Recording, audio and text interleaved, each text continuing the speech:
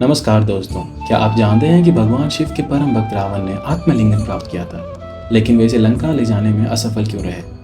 आइए इस अद्भुत पौराणिक कथा के बारे में जानते हैं। रावण भगवान शिव के परम भक्त ने कठोर तपस्या की ताकि वे भगवान शिव को प्रसन्न कर अमरता और असीम शक्ति प्राप्त कर सके।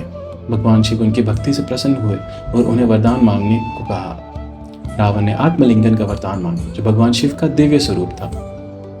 भगवान शिव ने आत्मलिंगन तो दे दिया, लेकिन चेतावनी दी, इसे जब तक लंका नहीं पहुंच जाते तब तक इसे जमीन पर मत रखना। अगर ऐसा हुआ तो ये वहीं स्थिर हो जाएगा। रावण बड़े ध्यान से आत्मलिंगन को लेकर लंका की ओर बढ़ने लगे। ये देखकर देवताओं को चिंता हुई। उन्हें डर था कि अगर रावण इसे लंका में स्थापित कर लेता है तो उसे कोई नहीं रोक सकता। देवताओं ने भगवान विष्णु से मदद मांगी। भगवान विष्णु ने ये योजना बनाई।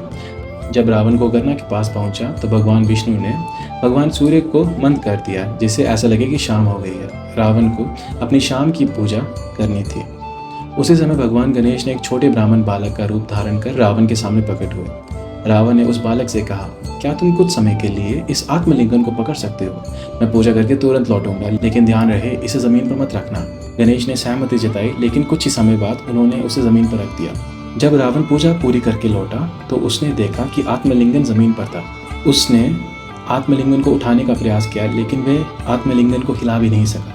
गुस्से में रावण ने आत्मलिंगन को नष्ट करने की कोशिश की, लेकिन वह केवल आत्मलिंगन को कुछ भागों में ही तोड़ पाया।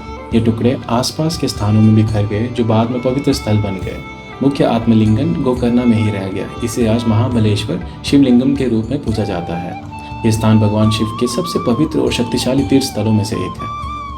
तो दोस्तों, ये थी रावण और आत्मलिंगन की अद्भुत